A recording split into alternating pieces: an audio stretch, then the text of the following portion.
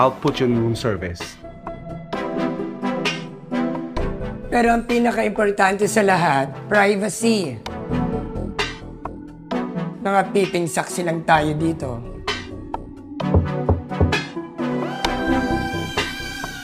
Housekeeping po, sir.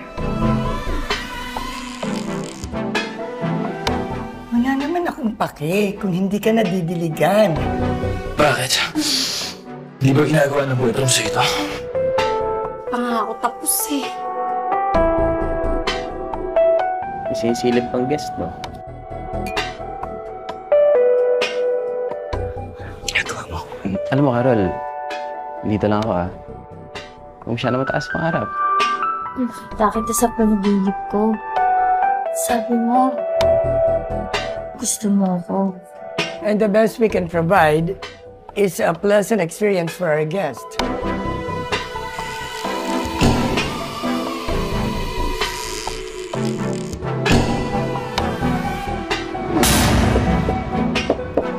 Pero if ever na tumawag ako para magpa-room service, di ba ikaw yung pupunta?